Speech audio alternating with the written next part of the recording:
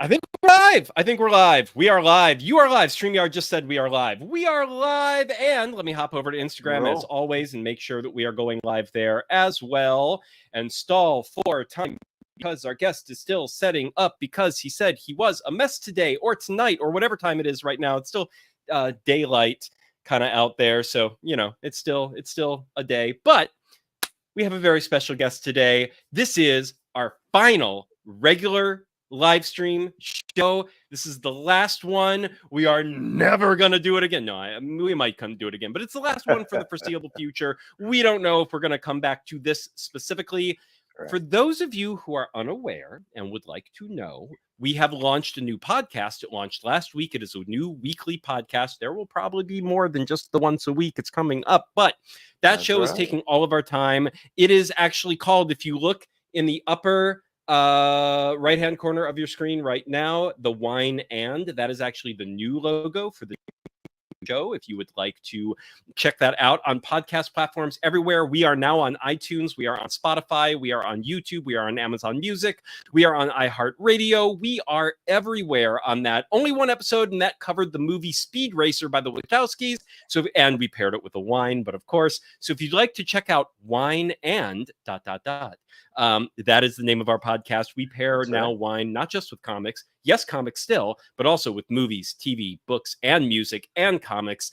So it's a big deal, and that is where we're heading off to. It's still on this YouTube channel if you are watching this on YouTube, and the recording of these live streams goes to YouTube in the end. So if you're watching this anywhere else, it will be on YouTube, and that channel will still house the new podcast as well. To keep an eye out for that. But today, let's celebrate the grand finale. We're going to bring our guest on while the opening plays. But oh, baby, one last time, actually, almost the last time. Next week, Monday, last one. Then we're going to bring our guest on and get the show on the road. Next Monday is our actual final farewell show. It's not a normal live stream. We may have no guests. We may have a dozen guests. We're going to find out. We are inviting everyone to join us next Monday, 5 p.m. to 7 p.m. Pacific time. That is Monday, June 3rd of next week. That is our final issue show as the final show. Me and Dallas are both going to be bringing on one of our favorite final issues of a comic. We're going to be discussing it, saying why they're so amazing, why they're so near and dear to our hearts, and pairing each one with a wine, naturally. And if you would like to join us, absolutely. If you would like to join us and talk about and bring on a favorite final issue of yours, you must pair it with a beverage. That is the rule. Doesn't have to be wine, but you must beverage pair it. Then please let us know on Facebook, on Twitter, on any of the socials. DM us.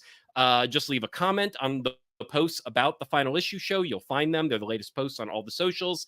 And we will make sure you have a link to come on screen and join us for that final show next Monday.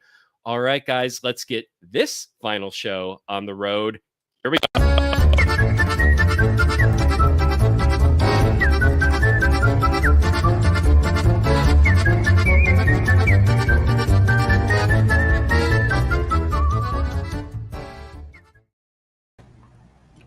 Welcome, Stephen Prince, the creator of Monster Matador. And the crazy part about Stephen and Monster Matador, and I did not realize this until we scheduled this live stream, we have featured Monster Matador 3 times now, including this time today.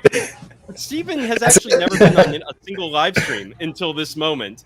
And I blew Dallas's mind with this earlier.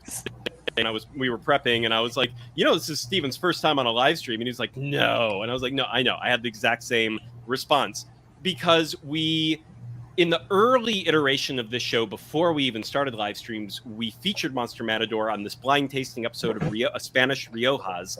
But it was just the comic, no Stephen.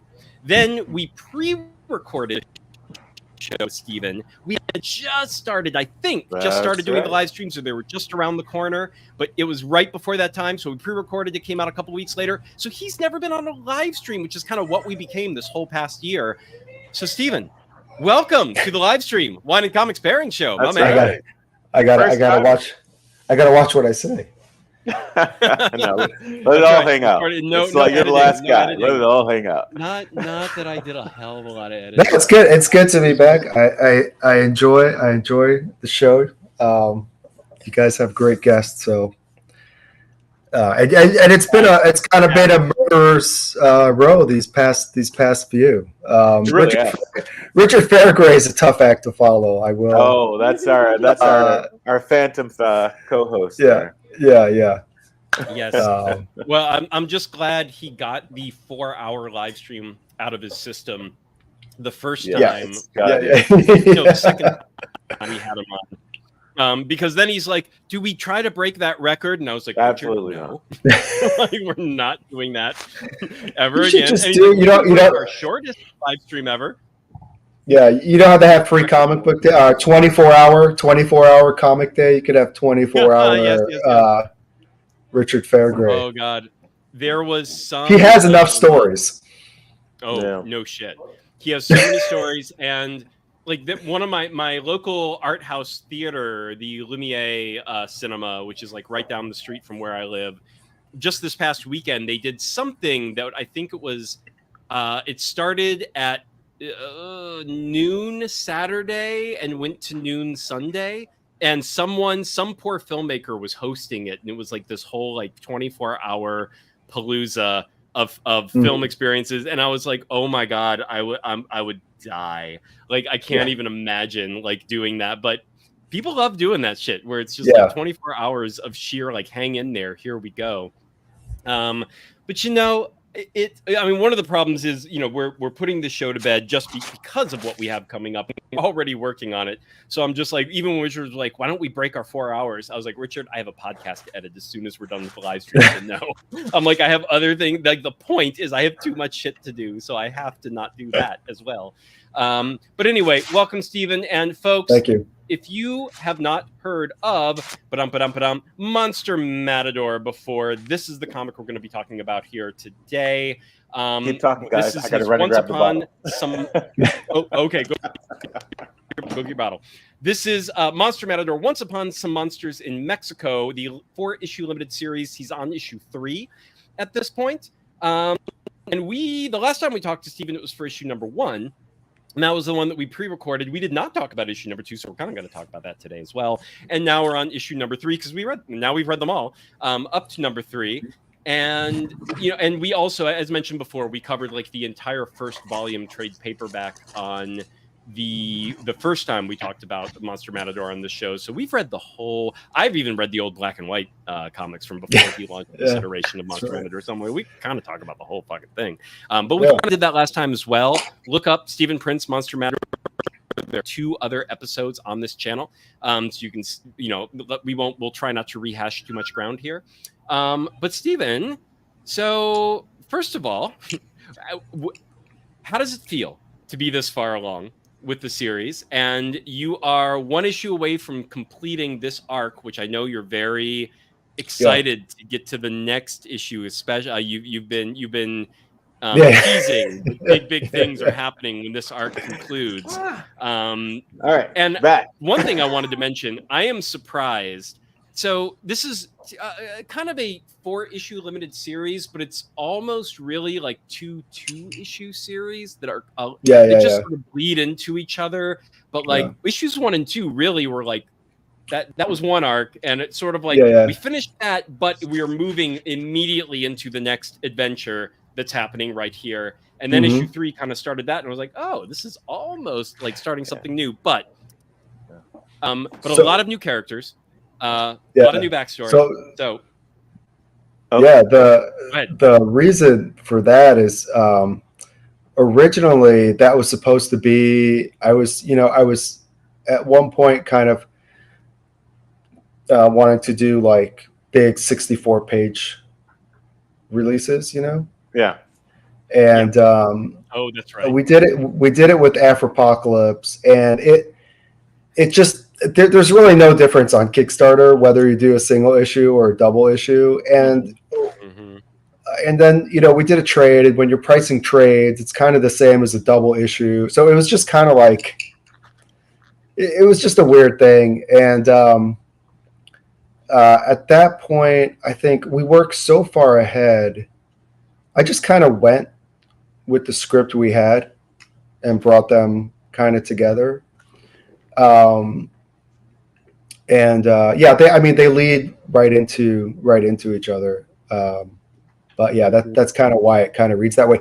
But it's also a kind of thing too, because I do conventions and we sell books at conventions. It's easier to sell chunks. So like when I do when I just did a convention, it's easy for me to sell issue 1 and 2 and be like, here's you have a complete-ish story. Right. As opposed to, I'll just wait till you hear next year and I'll get all 4. You get some punctuation in the so you kind of, it's and people have different thoughts about it, and Kickstarter is not a weird thing, but Kickstarter is a thing where you're putting out an issue, and then your next one is anywhere from 3 to 4 to 6 months later, a year later. We try to keep it closer together. So I really try to design the stories with that in mind. Okay. As opposed to, gosh, it's going to be 3 years for you to read this entire story, Well, you know what? When speaking about how we covered this in previous iterations of the show, it doesn't feel to me like it's been very long that you've been working on this 4-issue arc. But when I realized you hadn't been on a live stream before, I was like, oh shit, it has been a while. Like that is actually a decent... It's a year, isn't it? Hasn't it been a year? It's a year. Yeah, since issue 1. No, issue 1 was July. No, that was July. Yeah, so not even a year. Of last year. Yeah, that was because I launched it. I did it during. Yeah, I did it during San Diego.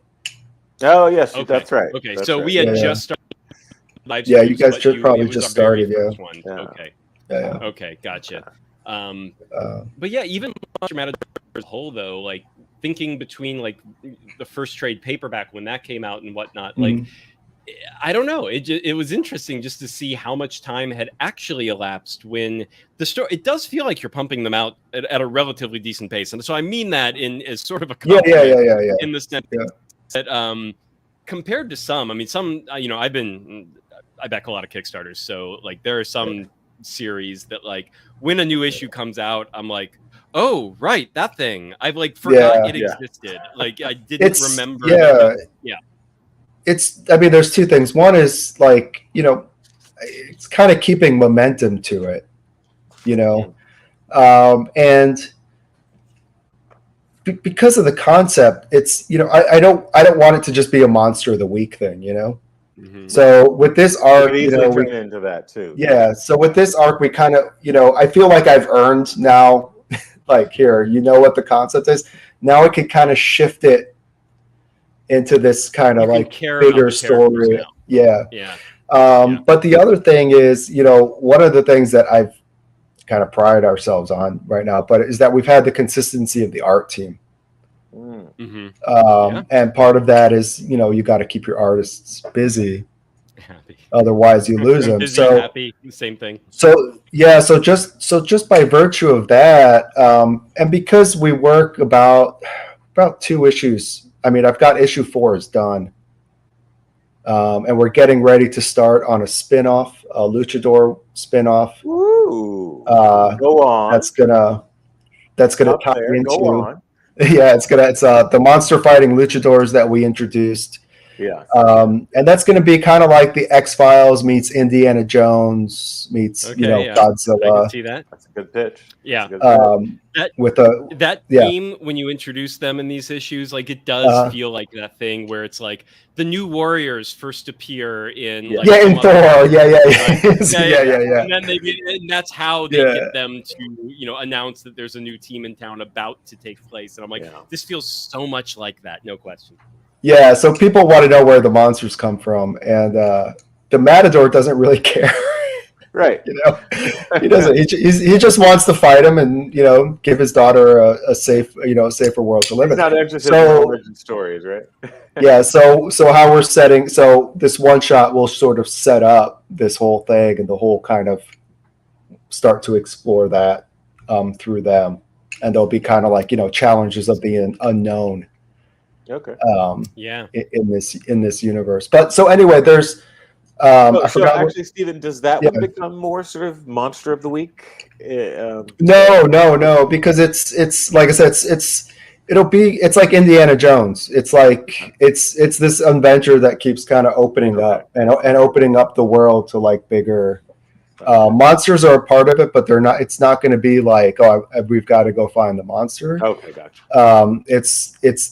They uncover something in this one shot that leads to this kind of mystery that then they're going to and that's going to blow open the whole thing. Okay, I don't want to spoil too much because we haven't even gotten there. But the artist on that is he's going to get started this week. It's Puis Calzada. Oh, nice. Okay, yeah. Who did a variant cover, a couple of them, but he did one for this campaign, which is kind of our Dune cover, the Matador fighting. Oh, the one that we actually, let me put it back on screen because that's the one that I. It's great. Uploaded. I mean, boom, this guy. I did a quick design of the worm for him, and he just kind of he just took it like up 1,000 notches. I mean, that's what I love about him. He just loves just going to town on this stuff. That's great. And he's got a really fun style that'll, I think goes well with the Luchadors because that's going to be a bit more of a fun book. Mm-hmm. Right. Not that the Matador isn't fun, but in terms of personalities and stuff, they have a lot more kind of like quirky personalities because their leader is a doctor. He's an actual doctor who's a luchador. Right. Right. The Matador story is more proper telenovela, right? Where it's just like yeah. Oh yeah, it is. And that's kind of yeah. And this is like this next arc, this next thing we're building out is gonna it kind of again blows that wide open because I feel like okay we've gotten to the point where you know what the concept is. He's going to be fighting monsters. You just got to give me it doesn't have to be nonstop anymore. Actually, someone asked me to describe this series. Yeah. And for me, it was, I said it was the telenovela with kaiju. And, yeah. It's definitely precisely like my kind of camp because I hope you don't take offense to that. It is sort of no. Yeah, that's exactly. And I always say Dave's read the issues prior to this, and we can talk about it. But when Fabio came on board, Tango of the Matadors was written for a different artist. It was written for an artist with a more cartoony style. It was written as a comedy, not a comedy, but a lot. There's a lot of humor in that book, and Fabio, his style is it's very kind of serious and melodramatic, and the way he poses everything, and that just brought all of that out. I didn't change the script for him because once I started seeing him draw it, I'm like, oh, this is perfect because. The humor stuff kind of gets lost in translation. He's in Brazil, so he's translating everything. So he just played the whole thing straight, which is fantastic. Fantastic. And it's so and now that we've been working together for so long, it is exactly. It's pulpy. Pulpy. It's very pulpy. I mean, Oh, sorry. I was just going to say, if you do the stories of The Shadow or Doc Savage back in the day, there was humor that was deadpan delivered, but the humor all the danger was serious, but they could not stop. I mean, it was like comic books. They couldn't stop. They were adding that. Humor. Yeah. I mean, he's as we revealed, he's an orphan who was picked up off the streets and kind of raised by this Matador family, and he married the daughter. So it's got that pulpy-ish kind of thing going for it. Origin. That's definitely on purpose, and it is extraordinarily unique. The whole series, I actually for this episode, I went back and started from the beginning, read it all through. Yep. Just because it kind of makes me think back to what you said, Stephen, in that I needed those first two issues in order to be satisfied. I would not have been satisfied enough to sort of just dig into the series. Yeah, exactly. The character and the sort of mythos in the world had I not had that punctuation with issue 2. So I do think people benefit from reading start to finish. just because it does sort of play out in that sort of telenovela kind of way. You know, the arcs on those series, those shows, they're stretched out a bit. You know, you watch, you gotta go back tomorrow. You gotta show up tomorrow. You need to know what happened, and I think you mirror that so well. Oh, thanks. Which again is actually kind of difficult to do. So well, you know, I mean, it's nothing, but you know. Steven's like, not for me. It's like, maybe for you. No, it's funny. Someone had done a review and it they'd sent it to me and they were describing the first book, Tango of the Matadors, and he was just describing everything that was in it, and I'm like, oh wow, there's a lot in there, but it doesn't feel that dense. But you know, you've got, you know, the guy whose wife is pregnant and he's going off to help the matador. Then you've got this other matador come in. Then you've got this whole town of people who are fighting this bug, and you know, but somehow we managed to keep it.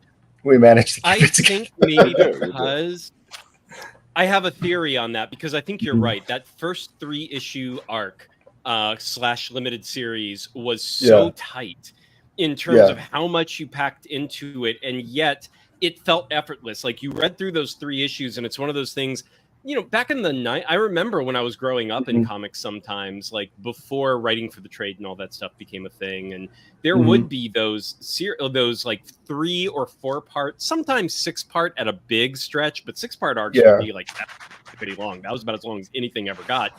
And when you would read some of these like 3 or 4 parters that would just be, thinking back, I was like, those were epic storylines that would only be 3 or 4 parts at most, and they'd be so jam-packed with content and details and characters. And I think you captured it mostly because, one, I think you weren't writing for Fabio yet, like you said, and so you weren't giving his art, you weren't thinking about giving his art this space to breathe, which, to be fair, is a good thing, because his art's lush and gorgeous, and you didn't know you had him yet, so you were just like, all this shit happens on one page, and then he just had to figure that out. You know? But what you got was still his lush, beautiful artwork, and then this story that was just like go, done, and you were just like, whoa, that was amazing. Like, and that was, you know, again, like, just the Kickstarter thing is it's, you know, at that time, so we launched the first Kickstarters during the pandemic, right when the pandemic started. But again, I didn't know, you know, am I going to do more than 3 issues? Do I really do a 6-issue arc? Because am I going to get that far? Am I going to have an artist? You know, when I hired him, we did the entire thing. So that's like 90 pages, you know, because you know, at that time, you know, you're seeing so many people, like, say, do 1 issue on Kickstarter, lose their artist, or you know, something happened or whatever. So it was really this kind of thing. One storyline. If I'm gonna, you're right. If there's one story I'm gonna tell, I've got to pack it, you know, so that, like, if I have this story and that's the only one I have to give to someone, you're gonna get the full experience and the full kind of breadth of it, you know. Whereas now, we've been doing it, it's like 4 years, you know, and there's always that, you know, question of like, are we going to do the next one? Are we going to do the next one? But we've settled in enough to where I'm comfortable to be like, okay, you know, we can kind of now breathe a little and let these stories breathe a little. And so yeah, I'm excited for the next arc, because I think people, when people read the next issue, the way it ends, I think they're going to be kind of like, what the fuck? I know it's exciting. I've been teasing. It's the problem. That's what it drives me nuts about. I know. Is, 1, we worked so far ahead, and 2, I gotta wait. I've been sitting on this for like 6 months now. You want to get it out of the house. Yeah, I just want to get it. Every time I do a campaign, it's such it's like a huge weight off of me, because it's, you know, it's out there. It's in the world. It's out there, and I can like try to make some money back. Yeah. And that too. I'm curious, actually, Stephen. You mentioned not translating for Pablo's style. Fabio. Fabio. I keep saying Yeah. it's all right. Pablo. I think it's because of your world. Yeah. But I'm curious, when you got the art back. I mean, we definitely discussed this, I'm sure, in previous episodes.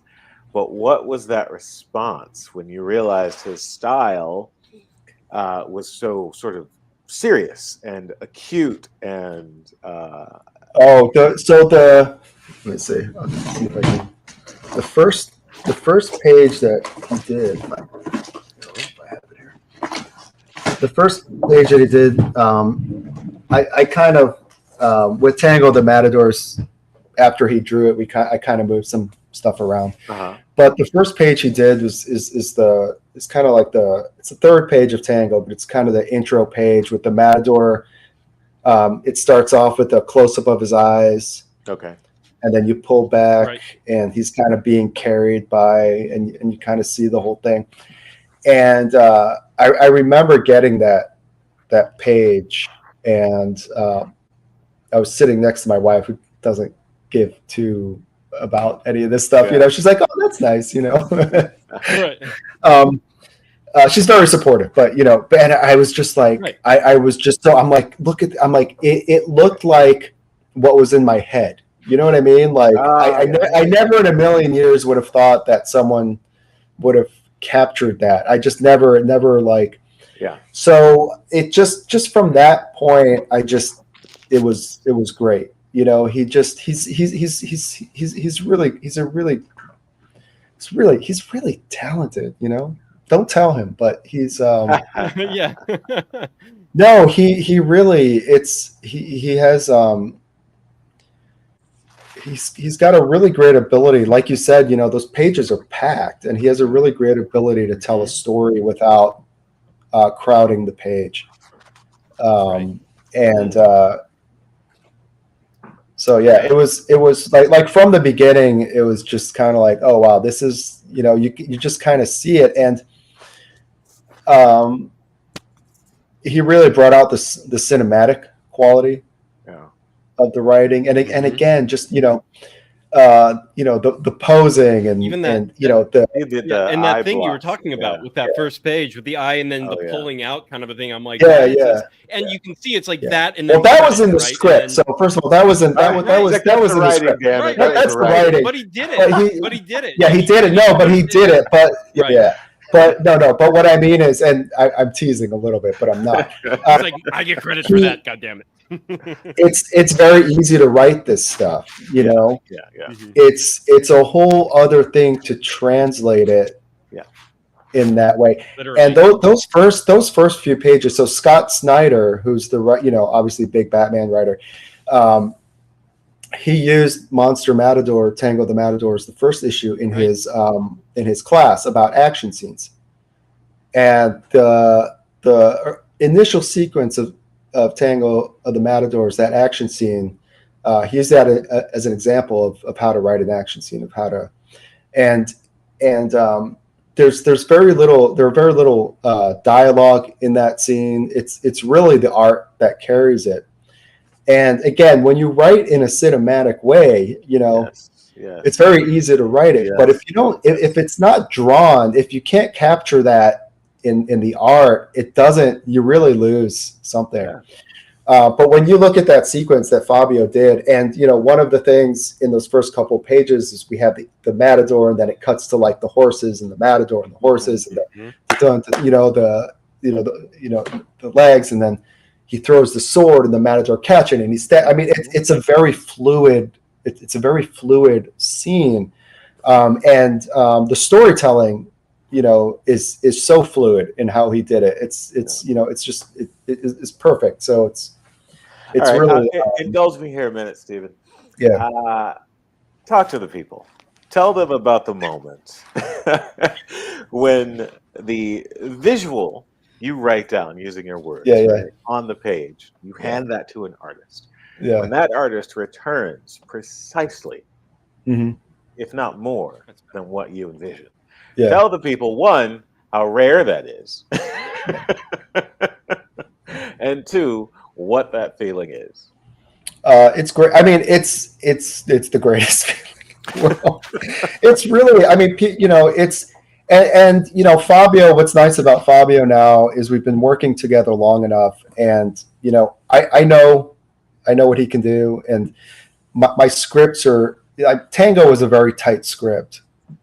My scripts are. I mean, everything is there, and they're tight, and but I leave enough for him to give him the freedom where if he wants to combine panels, if he wants to so we have a really good back and forth now. So is it that you leave the page flow to him, more or less, the flow of the page? No, but if he has ideas on how to tell it differently, I'm not opposed to it. Sometimes he'll change things, or he'll try to add something, and I'll have to kind of be like, no, you have to stick to the script. Right. Because this is going to be happening here and this is going to be happening there. But he'll add something sometimes, like in Tango. So originally the bug was bringing the Matador up, and I had his hands were kind of whatever. Fabio had the hands kind of handcuffs with this resin behind his back or whatever. Right. And then the Matador breaks it, which is very dramatic. And, it's great. I was like, that's great. Because it adds another bit of mystery to it. Sometimes he just doesn't want to draw something. So originally remember this. And again, it made sense because once you start, it's very easy to write something, but once you actually lay it out, and you start to see how it looks on a page, that's when you really kind of like start to figure out like, okay, maybe this isn't going to work as well as you think it will. Right. And we originally, that Volagante was supposed to kind of like have this thing where it kind of like shoots spikes. It like scrunches down and shoots all these spikes at the Matador, and the Matador would like duck out of the way of the spikes. But it was just kind of getting too crowded. And it was just you have to set it up, you have to do it, you have to, it's just space that you don't really, it just slowed everything down. So instead of that, because he had the resin, I was like, well, okay, let's just go with that idea, which, that's what flies do. They throw up everywhere. Right. And we change it. It's actually a really cool visual in the book, where you see the Volagante's his face, and then because flies have this like underneath thing that comes out. So we see that kind of transformation in the book, and then he spits out that resin stuff at the Matador, which connects back to the hand. So again, so like a lot of that stuff just comes out. That's cool. Yeah. Yes. Yeah. So you're not like necessarily like fundamentally changing anything, but you're kind of, you're kind of adapting, and you're kind of like, and for an artist, if you don't let them have that freedom, they're not really going to want to draw your book. That's very true. They need to assert themselves. But to your point, like what he was drawing did make its own sense. Like he was speaking incoherent. Yeah. Well, I don't know if it really made sense in his mind as opposed to it looked cool, but that's actually a good point. Because sometimes he'll draw stuff. I'm like, there was guy. No, what? there was one scene in Afropocalypse where there's. So one of the guys, he was supposed to look like, I don't remember. He was supposed to look like, was it Wesley Snipes? Oh, Blade. Okay. Yeah. Oh yeah. Not like, I mean, but Wesley Snipes kind of Afropocalypse. In Afropocalypse, and Fabio decided to draw him like not like Wesley Snipes. And again, it was a great choice, but the guy was like 300 pounds, 400 pounds. Oh wow. And I thought, and again, it's one of those things where you go, okay, you know what, that works. Why not? Right? Okay. Why not? That it's again like there's no reason why it has to look like why the guy has to look like, And again, you kind of just lean into that stuff. It works, but he had it. We're seen in a helicopter, and remember, this is like a post-apocalyptic Yeah. And he's got one guy on an iPad on the internet, and he's got the big guy who's the what eating a sub that's like this big. And I'm like, did they stop at Subway on the way to like the helicopter? And he's like, oh yeah. I'm like, so there's things like that where, but you know, it's get him to tweak it. Yeah, but again, it's that's not like a bad thing. It's part of the process, and it's great that he's involved enough and eager enough, and that he feels connected enough with the book that he wants to kind of enhance it or whatever, because you don't want an artist that's just going to be like, okay, I'm just going to do what you tell me, Right. Because having done drawn comics myself, I know that even when I write scripts for myself, I write a script and then I lay it out and then I change everything because, okay, this will work better this way, or this looks better this way. You're just, it's a constant, it's a constant process. Yeah. It's a constant process of why did I think that was a brilliant idea yesterday? Yeah. I don't remember. but reading it now, it's terrible. I can do better. No, I don't have that. No. And I have to mention colors too. Alex Zief, who's done the colors also since day one, has just, she has grown exponentially in terms of she's one of those talents who is just, she's constantly challenging herself. She's constantly pushing herself. And what's great about her working with Fabio is, Fabio kind of decides to change his art style with every new story and kind of like to kind of fit the story, including issue 3 including today. Right, I was like, whoa, what is happening in this issue? I'm like, everything's a little tweaked. He likes to experiment. Well, he likes to push himself and experiment as well. And again, when he sent those pages, I was like, but then I'm like, why not? All I'll say is pages 15 through 19 are some of the best fucking pages I've seen in comics ever. So. Oh yeah, those those are so those are flashbacks. So this issue we kind of tied into what Dave was talking about, the black and white issues. And we kind of dig into some of the stuff that the Matador did pre-Tangle of the Matadors. Right. Because originally they are actually it is actually a continuation. It's a song. Even though they're not important, you don't need it to have read them, but they technically exist. Like those events happen now. Because originally, we probably talked about it, but when I started those, they were never meant for public consumption. Because I was just drawing it just as an exercise to kind of figure out the character in the world. And my art it's okay, but it's not like, Fabio. So especially those first few issues are very, very simplistic, but originally I love the rough art. I love the rough art because it's such a, it's such a homemade comic that I'm just like, amazing.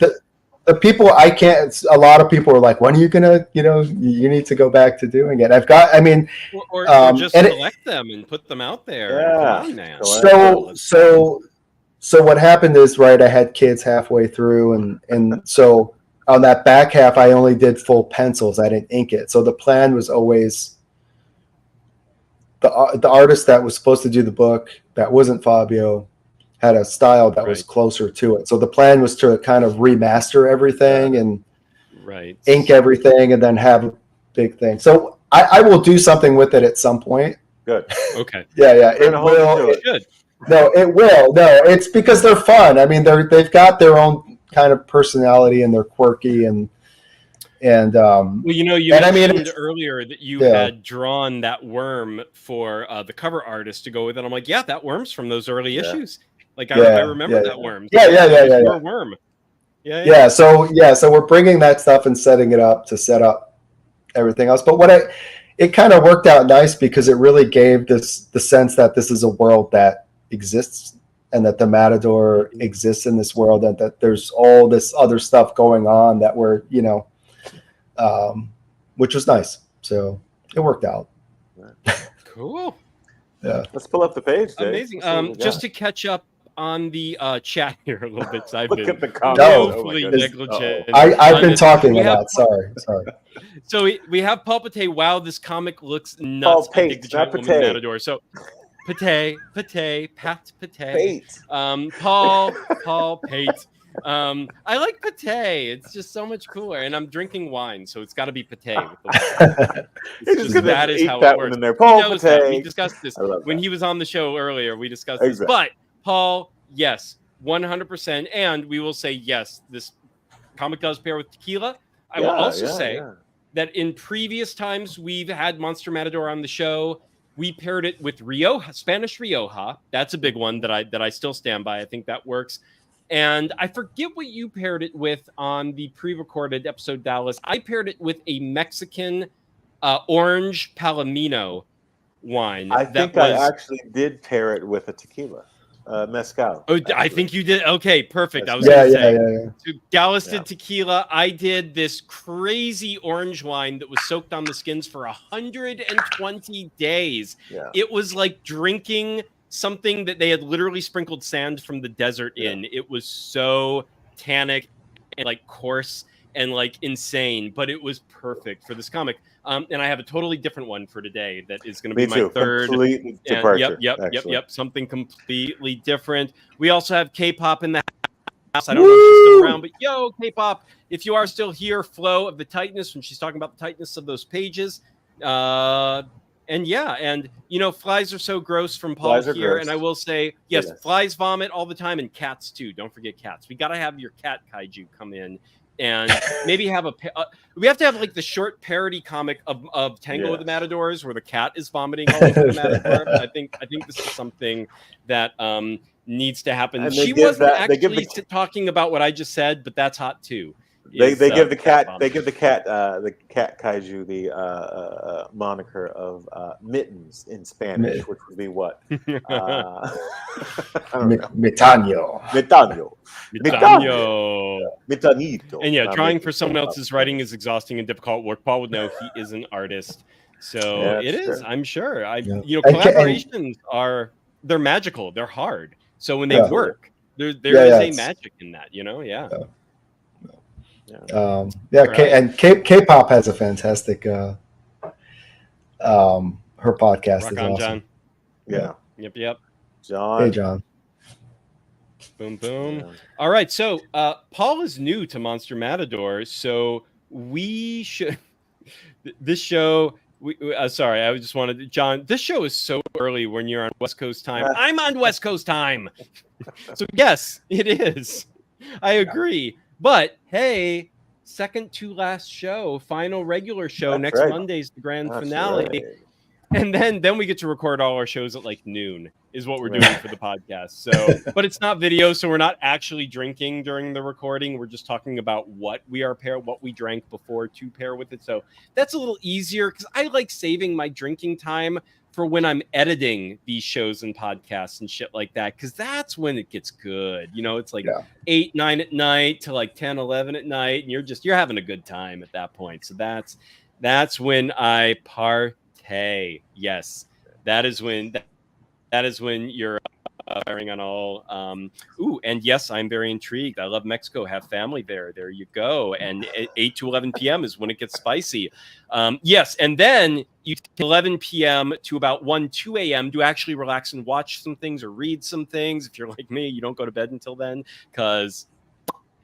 But that is my life right now, and that is when it's. It's the only. I mean, I'd say right now, it's actually been my life my whole life. I've never been able to go to bed before midnight. I don't know why, but it's Stephen, real quick. Since we have you here for the first time, even though we've discussed your properties at least 3 times, I'm going to say we've discussed them a few other times. No, this is the second time I'm here. No, 3, right? Well, pre-recorded. I mean, first live stream. But he was this a is guest. your first. That was your first pre-recorded. So our first time having a live stream. Just to spitball here and get some playtime in, you're casting the first season of Monster Matador, the series. Who's on your go-to list? I really I have, so my choice, he's a little younger and it's a little different, but I like Gabriel Luna. I saw a picture of Gabe Luna, and he had a mustache and his hair, and I was like, and what I like about him too, he's I think he would pair well, having a little daughter, I think that would be, because like when you're bringing stuff, if you're doing live action, you want to think about how actors are actually going to kind of like connect with each other, right? Because the Matador, as I write him in the comic, he's a little rougher, right? He's a little more. I don't, you kind of want to maybe soften it up a little bit if you're gonna. You gotta. It's right. It's not just a 22-page comic. He has a lot more screen time. So like, you're not writing directly to Antonio Banderas. Everyone's always like Antonio Banderas. I love Antonio Banderas. It would be Antonio Banderas. Right, because when you needed a Mexican in the 90s, you would cast Antonio, right? Yeah. So, but now they can actually cast actual Mexican actors. Or Lou Diamond Phillips, which is again, same thing. Between Lou Diamond and Antonio Banderas. And yes, Paul, I am aware how the community feels about fan casting. Yes, and I did it. Oh yes. Well, we do have Ramon is a babe, and yes, Ramon is a babe. You saw the Burt Reynolds on the fur bear carpet or whatever that was, a cover where he's almost fully new, almost full frontal. So so we have a lot of like half our audience is female, which is awesome. And in Tango, there's a part in the story where he gets stabbed, and one of the reasons why that happens, I changed the script around a little bit, is because I had to figure out a way, how can I get his shirt off in the book and do it in a way that kind of like isn't exploitive, but is actually part of the story. So you know he's a drawing. It's okay. Like there's no coordinator here. Yeah, exactly. But I thought, you know what I mean? I had give the fans what they want. So and the fans thank you. Appreciate it. Oh, and half my audience is female. My mom loves my comic cute. Nice. He's here all night, ladies and gentlemen. I like that too. I love it. Oh, goodness. All right, well, let's go look at that Kickstarter page so people can see a little bit more of this comic, especially since Paul was here and he has not seen this comic yet. That's right. That is a crime, and we need in and of itself. correct it. Absolutely. So this is Monster Matador, Once Upon Some Monsters in Mexico, number 1 through 3. How long is your video here, Steve? 2 minutes. Yeah. It's pretty Here quick. We go. Yeah, it's pretty. Boom.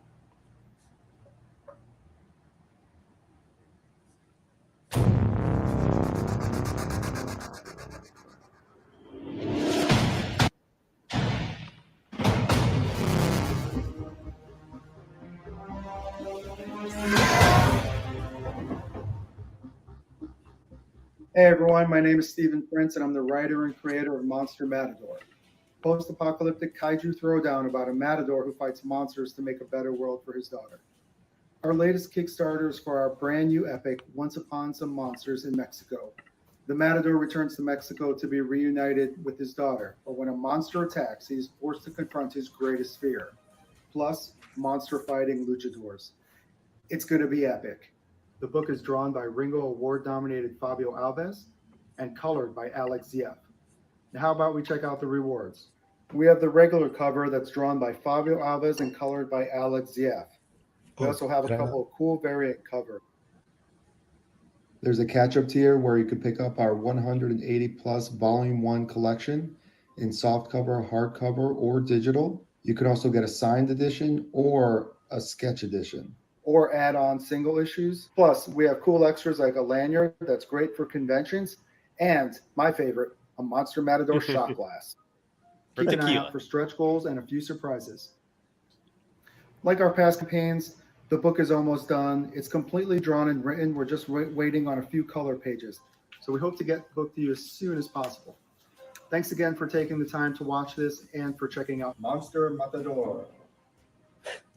So I'm going to apologize because that video, I'm so lazy, and not lazy, but I'm always just like last minute. I think I've cut that video up like 4 different times already now. That's why the voiceover, I have to do a new one for the next campaign, but that's why there's like the voiceovers are all choppy and whatever, because I'm pulling from videos from all these different campaigns. Oh, it's Richard. Yep. And it's Richard. Yeah. He does love the brightly colored lanyard that he Lanyard. never Yes. loses. That's right. Has he lost it multiple times? Is that the joke? No, he's always wearing it. I love it. It's great. Every con I'm at. Beautiful. And folks, as you can see, they are a hop, skip, and a jump away from being funded right there. 127. But a full 20 days to go. You're in good shape. Yep. You're in awesome shape. Yeah. Yeah, this is, I mean, you can see Fabio's art here. This is the main cover. He's so damn good. Yeah, I mean, he really is. Yeah, it's funny because looking at the black and white comic that you started with, like, you're right. Mm-hmm. I would never have thought of him for something like this. But once you see him do a single issue, you're like, oh, yes, this is the version. This is amazing. The cockroach kaiju. What's the name of this one again? What do you call him? Megaracha. Megaracha. Yeah. Mm-hmm. And yes, Paul, since you're new to this, they are actual kaiju, actual giant Godzilla-style monsters that this matador fights as a fucking matador. It's literal. It's literal. He is a monster fighting matador. I literally have to explain this at conventions every single time. So wait a minute. It's a matador that fights kaiju? Yes. With an anime sword? No, just a sword and a cape. And yeah, I like Does he fly? No. Yeah, 100%. That is very close. Yeah. That is perfect. And I didn't hear anything, was too busy looking at hotness. But this is of course this is fake Ramon, so don't worry. This is fake. Yeah, this worry, is fake K-pop. Ramon. He's not actually getting his ass kicked. He would never. No. We couldn't have that. But you can see here, this is like Fabio getting a little different. It was stuff like what he's doing. Yeah. But he does this like issue to issue, story to story. He's kind of like, let's do a little something different. But look at this. This is still smoldering. Just, I mean, like, come on.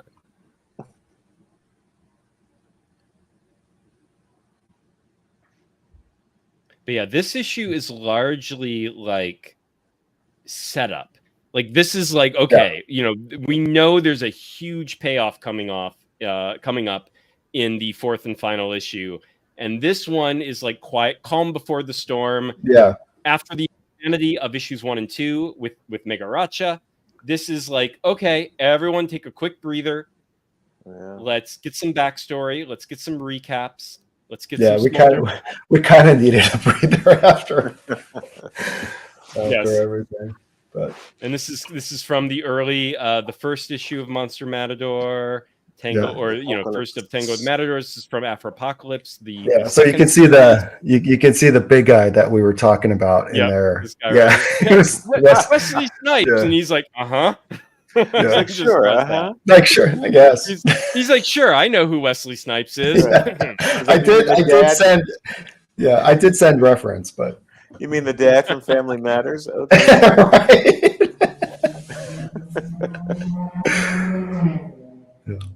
Oh my goodness. And this is the main cover. And of course, variant covers. The Mike Mignola. If anyone recognizes what was it, Wolverine and Apocalypse? Yeah, Wolverine Jungle Adventure, Jungle Adventure, where he's clawing Apocalypse, and this is the Monster Matador version of that.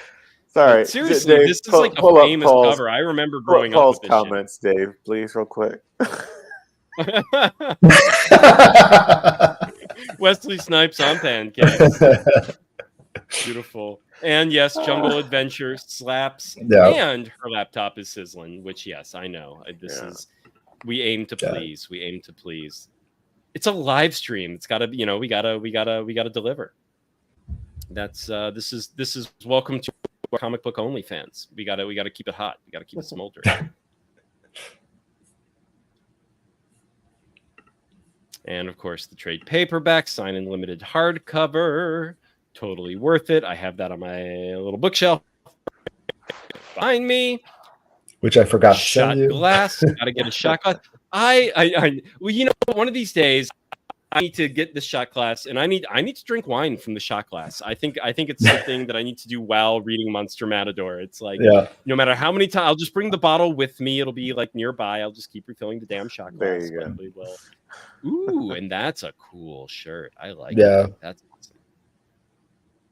That's cool. And that was just a panel in the book, and I realized it was a Dark Knight Returns take. And I'm like, oh, Fabio, by the way, I really, that was a really nice panel. He goes, "What are you talking about, Dark Knight Returns?" I'm like, you're like, okay, Fabio. I'm like, all right. You're like, I mean, genius can just be spontaneous sometimes. Frank Miller, Fabio Alves, just have the same boom. Like here we are. Yeah. And in the back of your mind, you've seen it before, but then it's deep down, so it just comes. Oh yeah, for sure, a lot of that stuff, and it's perfect. I was actually thinking about doing that as a, the Dark Knight Returns as a variant cover, and then he did that panel. It's like, oh well, I can't do it now, but it worked as a T-shirt. Yeah, and these are just past issues. These are and these are some of the variant covers from that first limited series. I loved these covers. They were so colorful. This is the old Marvel guy, right? That's based on a Fantastic Four Walt Simonson cover. I haven't seen it. And who's the artist on these? Tony. That one is Tony Donnelly. The blue one, the one next to it is Puis Calzada. That first one at the top with the giant Volagante is Kyle Roberts. Kyle Roberts.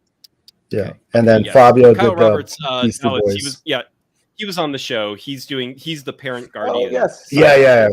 His stuff is he's got a really great style.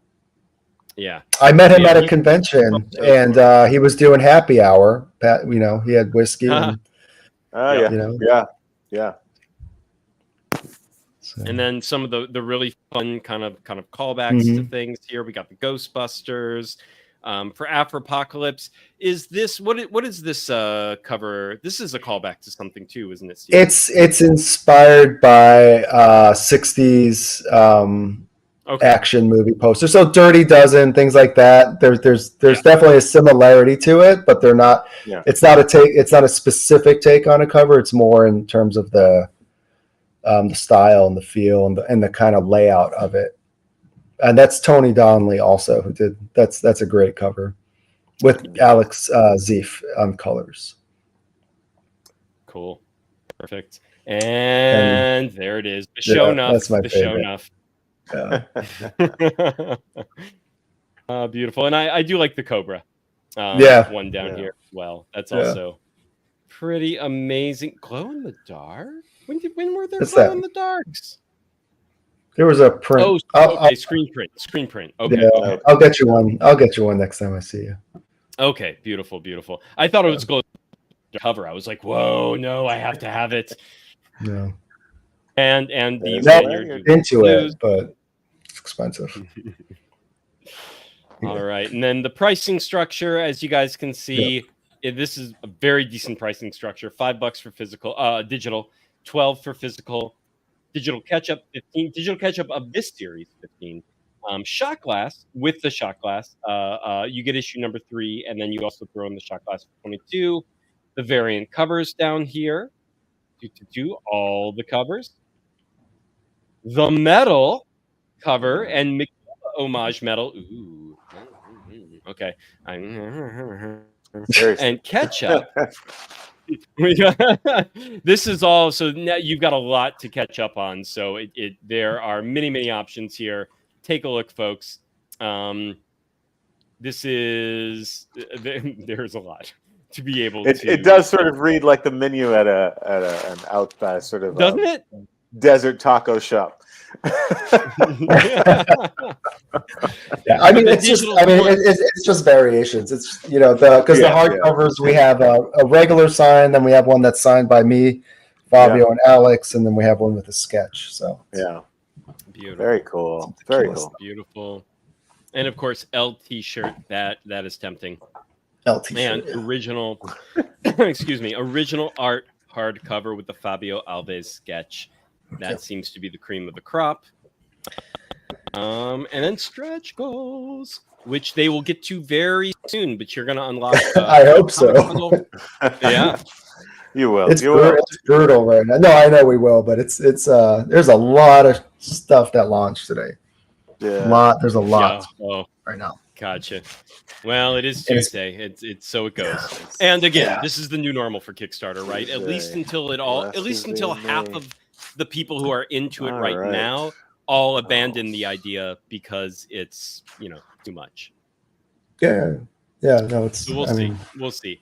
I do think that the amount Kickstarter is currently supporting right now, like I think something's got to give in the next 2 to 3 years. Like I don't think it's going to last more. I think in another year, like next year this time, either it grows even more and everyone is freaking fuck out, or it starts to we start to concentrate a little bit and gets a little concentric. We'll see. Yeah, there's I have thoughts, but it's okay. we can discuss. This is one of the places to do it. All right. Unless you're holding on to him for something like weird.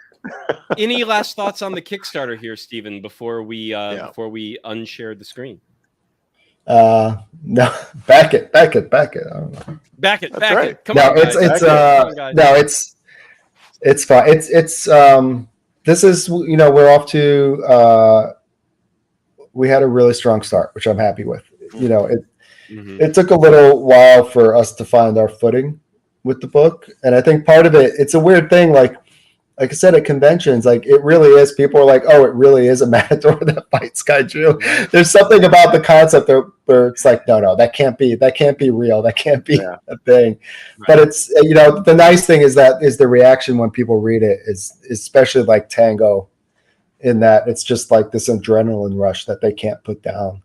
I've had people come back at conventions where they'll pick up the first issue, or I'll just give them the first issue and be like, read it tonight, and if you like it, and they'll come back the next day and just buy everything. So nice. Right. Nice. Yeah. It's that kind of thing, It's just go ahead. Yeah.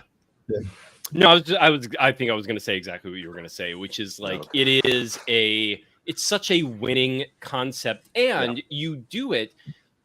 Not only do you make it more complex as it goes, so like you're doing a good job of like stringing, like there's a reason to keep going. You don't just need the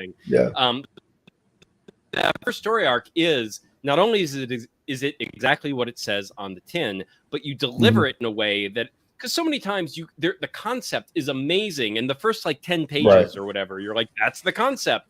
And then they just start wandering around, and you're like, "What are you doing with this concept?" I think you're so good at being like, "No, that is the concept. Like that's what we're doing here." So I get really frustrated, especially even with kaiju stuff. I get really frustrated sometimes where it's like, I want to see the monster, and especially in comics where it's like, I don't have to, we don't have to worry about FX budgets. I don't have to worry about how much it's going to cost on the screen. So it's like, people are paying to see a matador. I'm under no illusion that people are like, oh, like I really want to see like Steve Prince. Right. It's family drama. Right. Yeah, the family, and all that is weaved in there, but try to do it in a way where it's kind of like it's told through the action, and that the action is really at the forefront. So So, at risk of opening a can of worms, before we get to the wine pairings, which we will get to very soon, I promise we won't open too big of a can of worms. But what are your thoughts, Stephen? I'm interested. Yes, What are your please. thoughts on Kickstarter in Kickstarter? the current era? Yeah. I see a lot of people expanding, which is great. But again,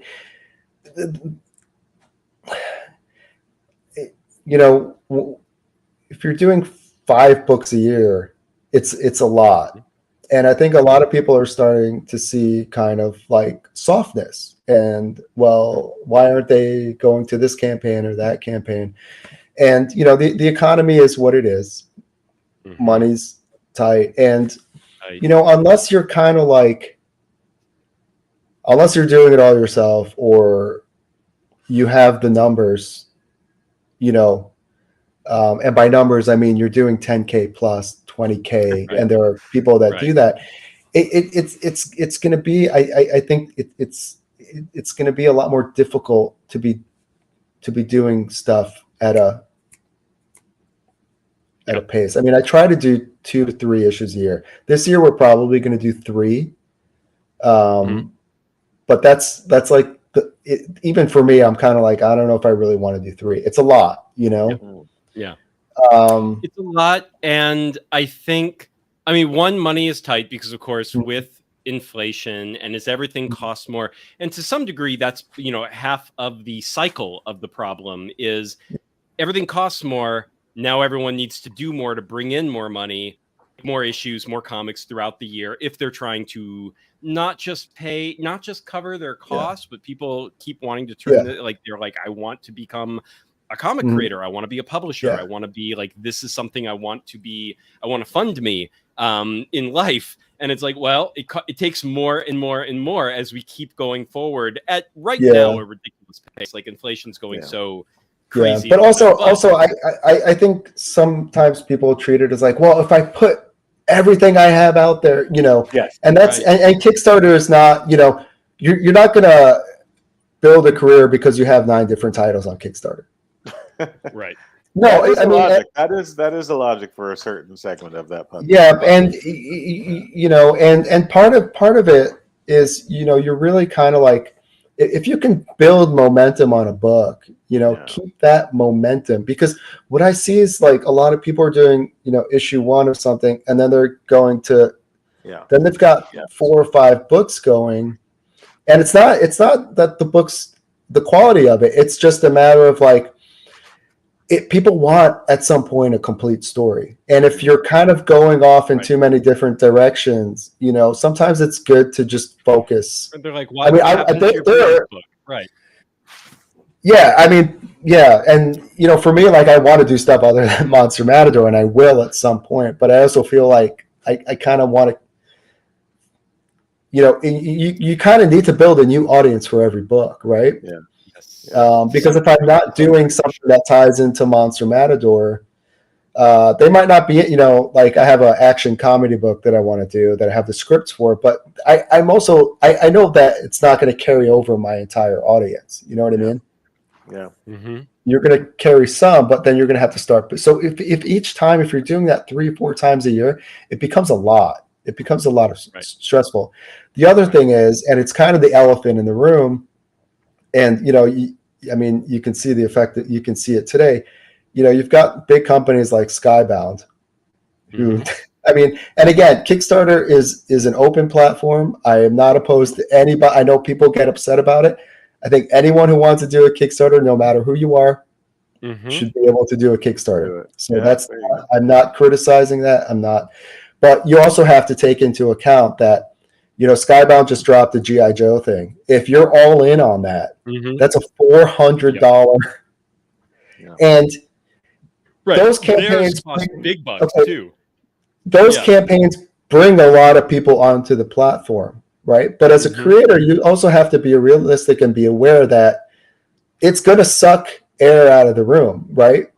Right. That so you have to find the balance, and you have to kind of be be It's aware of. double-edged sword. It's a double-edged sword, and again, and it hinders. It helps and it hinders. It can. Yeah. But at the same time, a lot of people that normally wouldn't, because one of the hardest things is I can, scream at the top of my lungs on Kickstarter. But if you're not already on Kickstarter, getting someone to make an account and back it is a whole other thing. So these campaigns from like Skybounds, the Booms, they're fantastic because they are bringing people onto the platform that normally would not be, and they're getting exposed to other titles. But it is at some point, it does, it does, people don't have endless amounts to spend. So there, and I know there are people who wanted to back my campaign who are backing the GI Joe one are like, I'm sorry, and it's like that's fine, right. And they're probably like, look, we know you're going to be back for issue number exactly, and that's the thing. You have to play the long game, yeah. So you can't kind of get upset at those things because you kind of have to look at the big picture because those campaigns will benefit you in the long run because they are going to bring people onto the platform and people will find you, but like you said, and it's an election year, people tend to get tighter during an election year, and there's just a lot.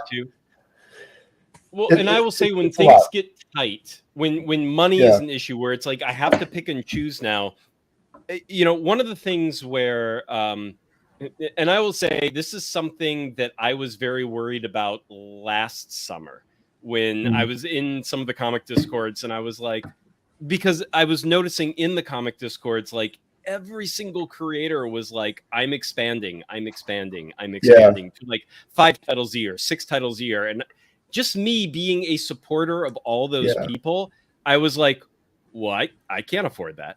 That's it. Like at that point, I'm like half of what you put out, I'm no longer going to be able to do. But beyond that, I also, for me personally, I think part of the thing that creators, I'm always curious about, and I don't know what the answer is because I'm not even the creative side of me is not like this.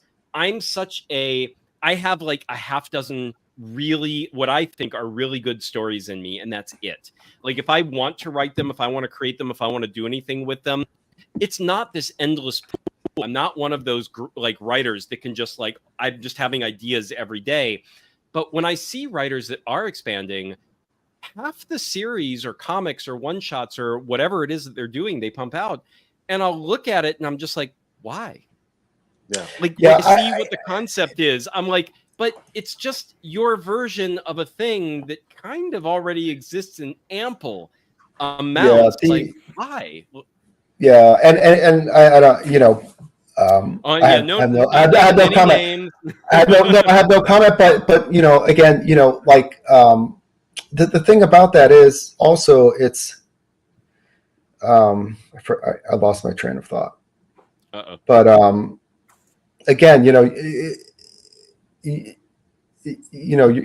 have to build an audience, right, for each for each one of those. Them to just hop from thing to thing to thing. But I try to be, even with the pricing on my stuff, I try to be like cognizant of that people are it is a lot to ask if you're paying $15-17 for a single issue. You know what I mean? Make it accessible. Absolutely. I want to make it as accessible as possible while still be able to make it doable, kind of a viable thing. The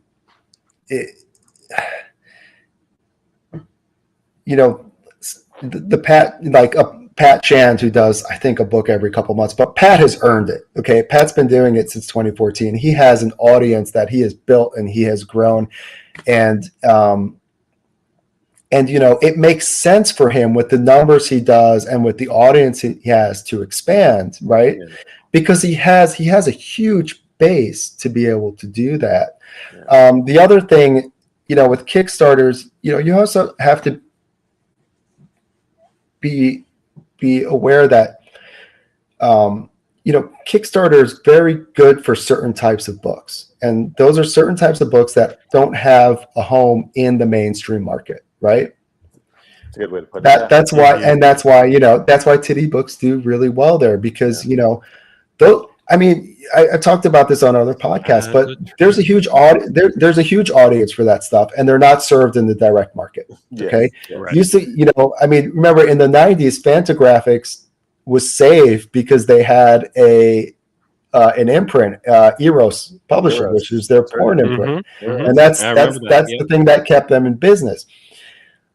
Stores used to have like a box or like a section. They don't have that anymore, so Kickstarter's become kind of the place to get that, and those comics do fantastically well on the platform. Superhero books, not so much, unless you're a name or whatever, you know what I mean? So but if you're expanding superhero book and you're not making the numbers, again, like any business, you have to be aware of your audience and who you're selling to, and a platform like Kickstarter, you really have to either kind of bring an audience to it, build an audience to it, or give the audience what they're looking for. Precisely what they're looking for. And it's not necessarily every title everything that you can come up with. Like I said, I have like an action comedy thing, but I've been hesitant because I don't really think that it's a book that will really find a place on Kickstarter. I think I can fund it, but I don't think it's going to do because that there just isn't that those books tend not to do that great. Crime books don't do that great on Kickstarter. There's some really great crime books that I picked out, but they don't then tend to do that well. And they do okay, but they don't. They do okay, but they're not exploding. And it's something to be cognizant of, especially as you expand. Because if you're not, I mean, if you can pay for it, great. But if you're not getting hits, it becomes more and more challenging, and it can work against you if at some point, if you have too many titles and then you're not able to complete them because you're not getting the numbers. So, I like you said, I hope it doesn't happen to people, but some of the expansion that I'm seeing, I'm just kind of like, oh, I wish you the best of luck. Right. Because I don't want anyone to fail, because it does. It affects everyone. You know what I mean? It affects everyone. I mean, every campaign that isn't fulfilled, you still see people like Rob Liefeld or whoever did not fulfill my campaign from 15 years ago. I will never go on Kickstarter, and it's like, You're like, and I get it. It's hard not to take it personally. He hasn't fulfilled. No, but I get it. That they hired him. Like, come on. But some of these campaigns, people are dropping money because it's a named creator, and then that creator doesn't fulfill it, and it affects everybody because they're like, I'm out $100, and So. And I do just think there's going to be at some point, because the system can't support this much expand for all people, for all titles from all people. Oh, sure. Yeah. And whatnot. And I just think, like, I feel whether it's a being smart about the market decision, or just how important is this particular story to you, like you are going to get it out there. Even if it only funds the printing, you're okay with that because it's just that important to you. But I feel like there was a time when Kickstarter, there was this sweet spot in like the late teens into the early 20s and 20 teens into 2020s, where like there was this amazing curation from creators going on and what they were focusing on and what they were selecting. And I feel like we've almost like let slip the dogs of war. Like everything's gotten through the gate and we're just sort of like, whoa, like what's happening? It's like every idea and every title from everyone is suddenly everywhere. And I'm just like, I'm feeling a lack of focus, Yeah. I mean, because part of it is some people are using it as a publishing platform. Absolutely. And some people can use it as a publishing platform, but that doesn't mean it doesn't mean that everybody can, but you are, I can tell you're running campaigns. There is definitely a softness that we're feeling. The middle periods, the dead zones that we talk about are much deader than usual. Better than they've ever been before. And you have, I mean, I make up, I mean, my Kickstarters, they do well. I'm not paying for the entire production of the book through my Kickstarter. Right. Okay, let's be honest, right? But I make up for it at doing conventions and things like that. So, so that's how we make it work. Yeah. But it's definitely tougher. I mean, the other thing too is, like, if you're a creator like me, I think our last campaign had 181 backers. That's a fantastic number for Kickstarter. Okay. But a lot of people come in, they see people go, well, and they only get 100 or they get 75 or whatever, and they expect to get 200, right? But it's, again, you have to build that, and even 100 is great. And again, it's numbers, right? Mm-hmm. And I was thrilled to get 130 on my very first one. The fact that we didn't fund almost made never mind to me, because I mean, it's hard. 100. That's awesome. No, it's heartbreaking, because you on a backer level, you did great. You did great numbers, but, and again, as someone who does what you're definitely starting to see are, I mean, for me, I always talk about my book in that I have readers. Okay, people want to read my book. I'm not selling collectibles. I'm not that. I've tried here and there. I tried, like, the shot glass has been great. The T-shirt has been great. Right. Beyond that, like, people really just want to read the book, and that's great, because that's what I want. That is great. But again, like, it's a numbers game, right? Because you're looking at averages. So your average backer pledge is whatever. If your average backer pledge is, say, $25, and you have 200 backers, that's still only $5,000, right? But if you're a Pat Shand or whatever, and you have 200 backers, that could be $10,000 to $15,000. Right. But the backlist and stuff. But I think a lot of people sometimes look at those numbers and think, oh, I need 100 backers and I'll be set. But realistically, you're going to need 400 or 500 backers to hit that $10,000, and that's like, good luck to you. I hope you get it, but that's really like, we're like kissing that 200 level, which is great, but it took a long time to build to that, and people need to kind of like discover your book. I get a lot of new backers who are like, this has been on my radar for a while. Mm-hmm. And that's part of the thing of the consistency and sticking to this, one book for now. It's because people are looking at it. They may not back this campaign, they might not back the next one, but they're looking at it and going, okay, he finished this issue 4, okay, he got it done. Now I'm going to back it.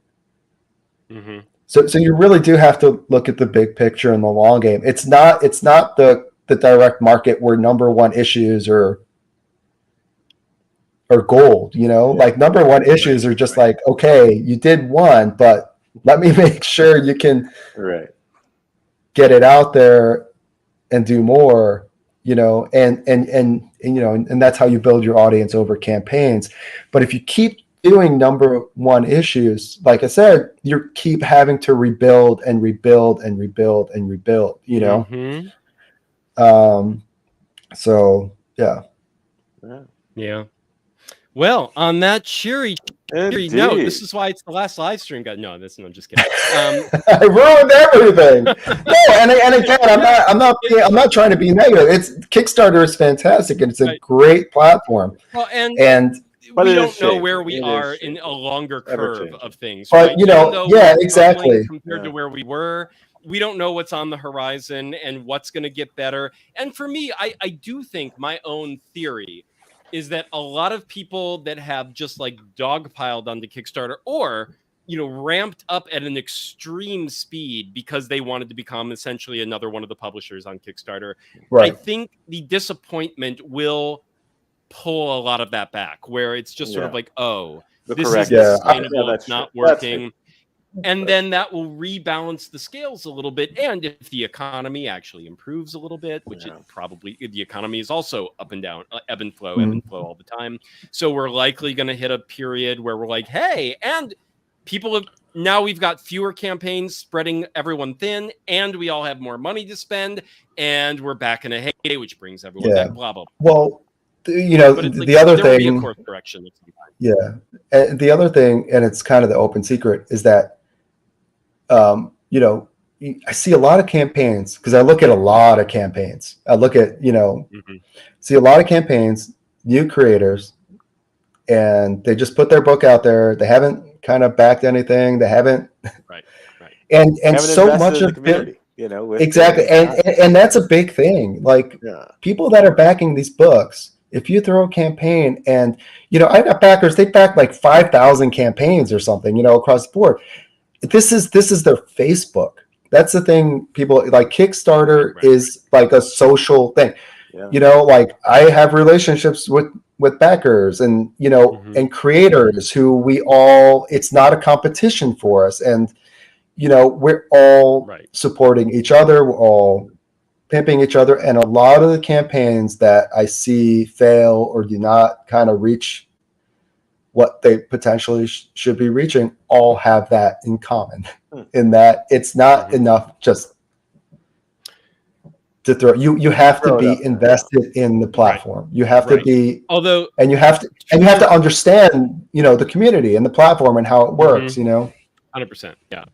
To your point, though, even the people who are fairly embedded in the community, like kind of like with, as you've been noticing, like it is just the struggle is more than it was recently. Absolutely. For diminishing returns. So it's like you're trying harder and still getting less, but you still have to try the harder to even get that less amount. Yeah, I mean, you have to be. That's where I think where the frustration is coming from. Yeah. I mean, it's literally, I spend way too much time every day when I'm running a Kickstarter.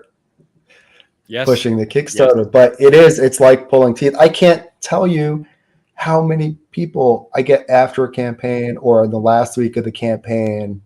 Oh, I had no idea because I literally sent out like 5,000 emails, 5,000 tweets, and you know, and so much. I mean, I do test emails through platforms, and it goes straight to my junk mail. So I get it. You know, it's I was gonna say, not only is social media dampening your reach on anything that is remotely promotional, but then emails are doing the same thing where like things aren't getting through, they're being filtered out, they're being sent to the promotion section, which no one ever looks at. So it's getting harder and harder to just do basic, essentially unpaid advertisement, which is what everyone's clamping down on. Is they're like, fuck you, pay us, and which is shitty because of course these are companies that do not need our money, like any more of our money at all. But, real quick, Steven, before we get to the wines, what number campaign is this for you? God, 8, I think. 8. Okay. 8. All right. So 8 times the charm. I'll go first with the wine douse if you're okay with that. You should. So, you know, as mentioned before, I have paired Monster Matador with Riojas from, you know, Spanish Riojas, which one of the reasons I think Riojas works so well for Monster Matador is it's such an approachable book. While having complexity, having some depth, it's still just like, it's easy drinking, you know, and Riojas have always been that in European red wines. They're kind of like, they are the Chianti of Spain, right? Where it's just like they go so well with so many different dishes. They're so easy to pair food with. And at the same time, you can drink it on its own. Like they're just very undemanding wines while still having a little something to them. And Monster Matador, like it is that high concept that just catches you the moment you hear it. But it's easy reading. Like it's cinematic, it's pulpy, it's well structured. You know, Steven, your scripts are always just like easy reading. Well, Fabio always puts it together in that insanely cinematic way where you're just like, it just flows. And when I paired it the last time with the orange wine is something for me, even though I wanted an orange wine where I was like, it's Mexican, it's Palomino, but that 120-day skin contact, I was like, woo, that takes a little getting used to. but it was that something that was in there that I even liked a little bit better than just the clean Riojas, which sometimes are a little too clean. For this one, I also wanted to go somewhere where I could think of something that has a little bit of a challenge to it, but is still just nice and easy drinking. I still kind of wanted to stick to the Spanish-speaking countries if I could, because it's just the flavor of the comic. Like, so much of that is in there. So this time around, I went with Uruguayan Tannat was my go-to choice. Uruguayan Tannat. Tannat is the grape of Uruguay. It's what they have basically claimed as their own. It is a French grape that in France is a brooding monster motherfucker of a wine that takes years and years and years of aging before it's even approachable, because it is insanely tannic. It comes out virtually pitch black. There are places in Uruguay that do the classic style like France, and it takes a little, like, if you drink it young, it's a lot. But in recent years, there have been places, and the one that I tried was Maldonado. And if you get any wines from Maldonado in Uruguay, which there are quite a few in the States now, if you go to any Latin American section, if you go to where the Argentinian and the Chilean wines are, and there will probably be a tiny, usually Uruguay is not actually labeled, like there's no section that is like Uruguay, they don't have enough from it, but there's usually like 1 or 2, maybe 3 bottles from Uruguay. And if there are, one of them will be a Tannat, because that's what they export and that's what we import, is usually their Tannats. And recently, Maldonado especially, they do this new style, which is younger, fresher, approachable, more fruit forward, far less tannic. And I was stunned when I tasted my first Uruguayan Tannat, because it was that new style. And I was like, I was so used to it not being something where it's like, it's one of the big boys. Like, this is one you kind of want to sit on if you want to. But I was so impatient. I'm like, I've never had an Uruguayan Tannat. I'm opening this right now. And it was like a 2019. So it was like, not old at all. And this was maybe 6 months ago or so that I tried this. And it was like, I opened it up, and it is the best way to, so anyone who's a wine nerd out there, the best way to describe it is the difference between a Valpolicella Amarone and a Valpolicella Classico. The Amarone is that big bastard version of the wine, same grapes, but they do it in a style where it gets very dark and unctuous. They actually partially raisin the grapes so that it gets all these flavors, all these tannins. You do need to age it if you can. It's only going to be truly amazing if you can age it for a little while. But Valpolicella Classico, they don't raisin the grapes. They make it young and fresh, same exact grapes, almost the same general region, and it just comes out like you can drink it like right after it's bottled, and it's freaking delicious. So in Uruguayan, most Uruguayan Tannats these days, at least the ones that I keep finding, are the younger, fresher. The tannins are very light, but there's a little bit there, but they're fine. They're not rough. You get these wonderful darker red fruit flavors like black cherry. You get a little bit of like licorice and anise on the back end, definitely black pepper. And so it's like just got a nice little bit of complexity, but then it's easy drinking. So Riojas, Uruguayan Tannats, especially from Maldonado, that tends to be the region where you get the young, fresh version. And then, yes, I would go with Mexican orange wine as well, at least the one that I had the last time. That was amazing. So, yeah, my latest pairing with Monster Matador, Uruguayan Tannat. Dallas, what you got? All right. I need to chew on that for a minute. Let's not. Chew on that for a minute. And okay, good. You're unfrozen. Tannins. Perfect. Jeez. Oh, did we freeze? Not anymore. You were at a moment, and I'm like, well, if you're going to talk, let me unfreeze you. But you unfroze. Yes. Fantastic. All right. Yeah, that's a lot of tannins there, Dave. With that, you're going to not. I'm sure it's got to be. No, not if it's from the right place. I'm telling you, there are some that make heavy tannins, but not the Maldonado ones. Trust me. Interesting. All right, my mouth is already dry thinking about it. Anyway, so Monster Matador. In previous pairings, I always chose something that had a bit of astringency to it, that had some sort of burn in the back throat, something that I imagine these characters would be experiencing as they're, out in this sort of post-apocalyptic adjacent world with kaiju ruining everything. And the last time we paired, I paired a tequila because I occasionally like to be a little on the nose because that's what the moment calls for. And I think Monster Matador, as we were discussing earlier, is it's pulpy. It's also very direct. It's fun. It's just a good damn time, and it was one of the few times I've veered outside of the traditional wine pairings. But in approaching this pairing, I decided to start at the beginning and pair a wine with the entire arc thus far. And because of that, I went in a completely different direction. And Dave, you'll probably be a bit surprised by this pairing, actually. The world you craft here, Stephen, is just so... It's dense, but it's also really, really accessible and fun, and it gives me exactly what I want.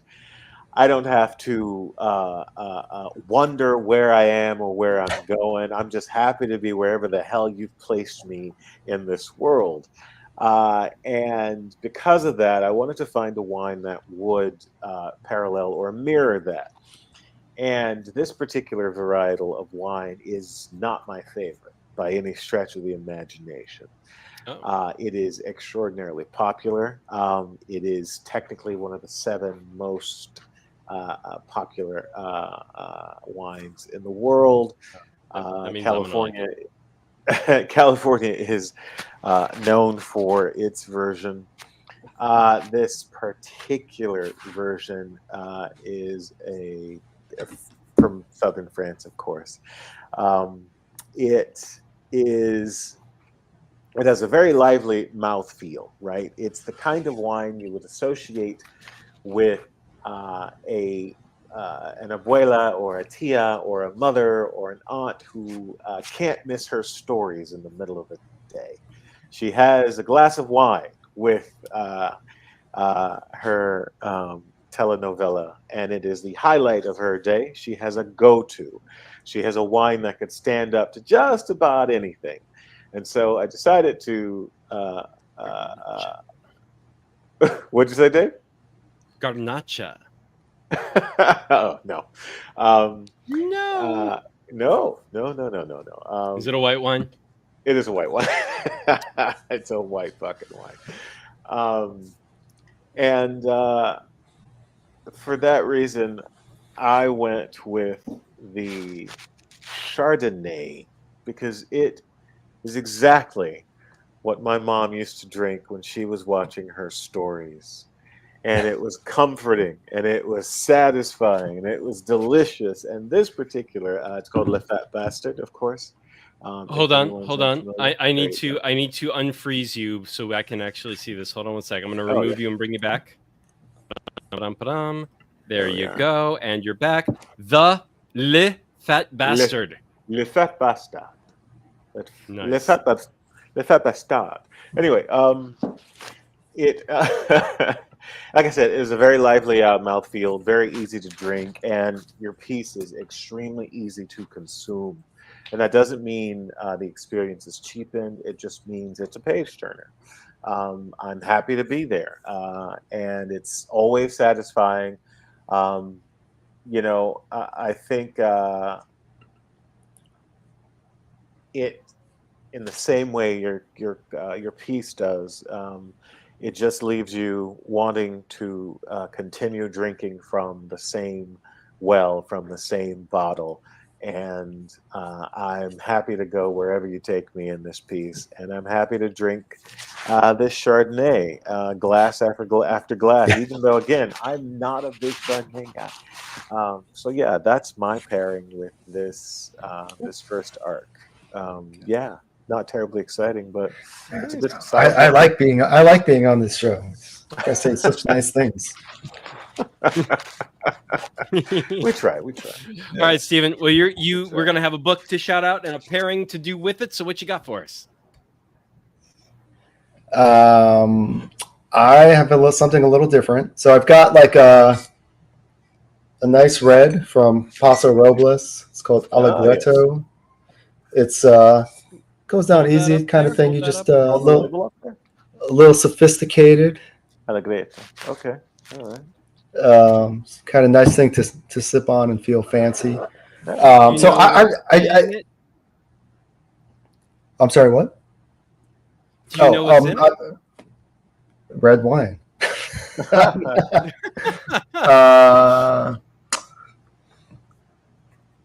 I think it's a blend. What's the name of the name of the wine? 75% Cabernet Sauvignon and 25% Syrah. Okay, perfect. All right. Cab and Syrah. All right. But this is I did something a little different. I want to kind of I'm gonna pimp. This is my friend Mark Pratt. He is a writer, a playwright. He wrote. It's a trilogy of plays. The first two have come out. You can get these on Amazon. The first couple of plays they were in Chicago at City Lit, and the third one will be there in the fall. If you're interested in comic history, he has written what he calls the 4-color trilogy, and this is part 1 of 2. Parts 1 and 2.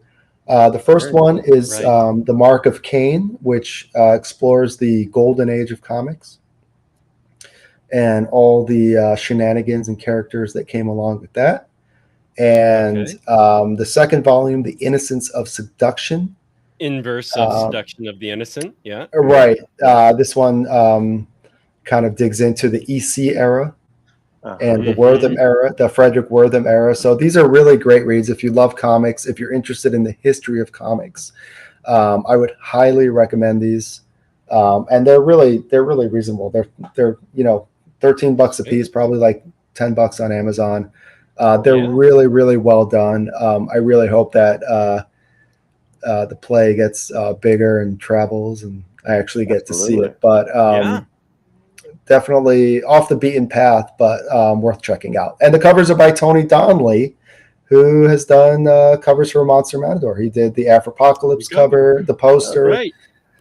He did that Fantastic Four one homage that we talked about earlier. Right. So, right. Did you send Tony to your friend to do the covers? No. I actually met Mark through Tony at San Diego Comic-Con. So that's how I found out about this, and we've become friends. And I'm a really big fan of this. He really did a fantastic job. Really just capturing the personalities. Comics for an industry that is as influential as it is really doesn't have much in the way of documentary, so it's really nice when something like this comes along, and it's definitely deserving of a wider audience. So it's really interesting, the Chicago theater scene and its connection to comics too has always been strangely intertwined. I don't know. Have you ever heard of a comic series called Warp? WARP? Well, Warp, which is Stuart Gordon and forget who else. Neil Adams obviously did the art for the play. Del Close, and then, Close, Wasteland, and of course John Ostrander. Came out of the Chicago theater scene, and in comics he's done everything. John's the Grimjack was his initial one, and then Star Wars. He did a Kickstarter. He did really? Yeah, he did. He took him he was one of those that took him years and years longer than he thought it would take, but then did release it eventually. The most frustrating thing, and I'm not saying this about him, the most frustrating thing, and I'll say this, I don't back any pro creators anymore because I am so sick and tired of they don't know what they're into, right? Paying work came along, so I had to. Dude, you just raised $50,000. That's not paying work, Right. No, because that pay work is like, and well, that's the thing is like they're usually printing it. I know they're spending more money on everything than they need to. Yeah, they are. They are. Services, right? Yeah, they're going service after service after service because they're not touching half of it. Fulfillment services, and then they realize, they don't do the research. No, right. I'll do them occasionally, but yeah, I'm also tentative with that because I'm like, for one thing, they're a big enough name creator. I'm like, there is no chance in hell another edition of this doesn't come out at some point. Well, the other thing is also the new thing is like, hey, we're gonna do the Kickstarter thing, but it's gonna be in shops when we say. Boom. So I'm like, why am I like? Why am I back in the Kickstarter? It's like there's order on Amazon before I get the fucking Kickstarter, so I'll just wait. There's a cool Dracula book, Matt Wagner and Kelly Jones, that just was Kickstarted. It looked amazing, but they're like, oh, and by the way, it's going to be in the direct market. I'm like, well, what's the point? Well, what is the point? And they have plenty of fans. You don't need to be backing that shit. You don't need me. Right. You don't need me. Yeah. You don't need. I need you. You don't need me. You don't even have to feel guilty about it because you're like, you're Matt fucking Wagner. You don't need me, so I'm just gonna hold out. Yeah. But again, and it goes back to one of those things that people are getting kind of annoyed about. Is they're not getting their Kickstarter books before the direct market is getting it, and it's like, I know, and it's because then they make a deal with some publisher, and the publisher can get it out so quickly, and they're the printer's got to send it to us, then it's got to go to the distribution center, then publishers, it's like, dude. Yeah, but publishers are also telling their creators, hey, by the way, we'll publish you, but go crowdfund it first because we don't want to pay you anything. Right. You know, but then they get to release it first. So, and I mean, I get it. I think at this point in time, I understand newbies who are coming to the crowdfunding platforms. They don't have the context. They don't know, and they can. But I feel like anyone who knows what's happening is like, you back big name creators knowing that that is likely going to happen. So it's like it's part of it. Whether they told you that up front or not, you're like, chances are you're going through a major publisher, it's hitting markets.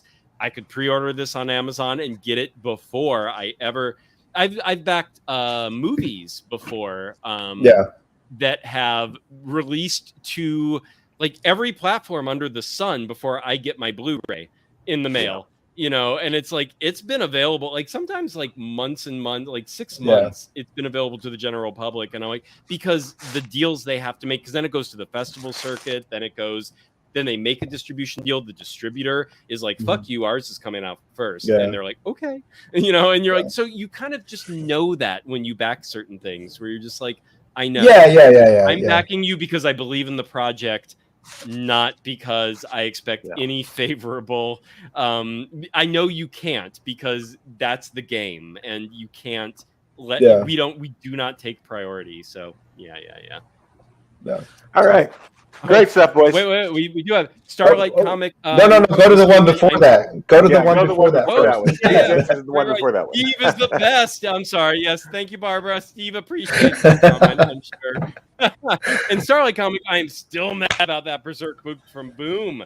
I got my book almost a year after shelves, and it was just one of the stock books. And whoever you are logged in wrong. That's Travis Webb, who's got a Starlight Kickstarter right now. Final issue, fantastic series. After you back Monster Matador, you should definitely check out Starlight because it's a great read. There we are. He showed up. He relogged in. Now we know who he is.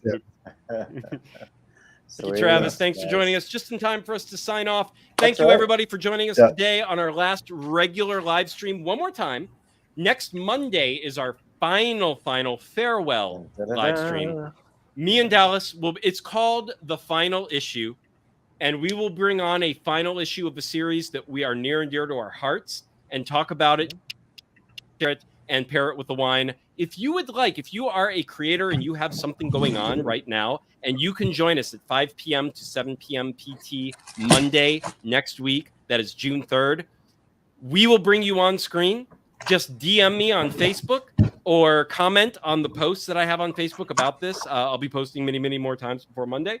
And just let me know you want to come on, and you will be able to shout out what you've got going on. But bring on a final issue that you love and talk about it on the show, and pair it with a beverage. Doesn't have to be wine, but you got to get in the fun of pairing a comic with a beverage. So bring on a final issue that you want to do that with, and we will have you on. But next Monday is our farewell episode before we switch gears completely to the new podcast that we're doing. But it's been a blast. Steven, it's been amazing actually having you on a live stream before we stopped this we thing. started got off this roller coaster ride with you in some respects. I was, yeah. I know. I was hoping to do 4 hours, 5 hours to beat Richard's. Hoping on that. No, never. Okay. You know what's so funny? Richard later came on, and at one point he said something. I was like, "Oh wait, I've got that." And I went over this way to get it. And came back, and he was like, "Are you standing?" And I was like, "Yeah, I always stand." And he's like, "Oh my god, I'm so sorry. Were you standing through the whole 4 hours?" And I was like, "Yes, of course, I was." And I was like doing all these crazy things to shift because I was like, "Oh god, I'm dying. It's rare to stand for 4 hours without being able to wiggle or move around a little bit." I was just like, okay, this is kind of killing me. But I was like, yeah, I have a standing desk. I never sit. I like never sit. It's a thing. It's like how most people never stand because they got used to sitting. I've done the reverse on that. So sitting is always really uncomfortable for me after about an hour. So I just do this instead. All right, everyone. Thank you so much for joining us. Steven Prince, Monster Matador, Once Upon Some Monsters in Mexico, 1 through 3 on Kickstarter right now. You see the ticker down below. Go find it. It's amazing. It's been great having you on, Steven, and we will catch everyone next Monday for our final live stream. Until then, take care. Ciao for now. Good night, guys. everybody. Ending.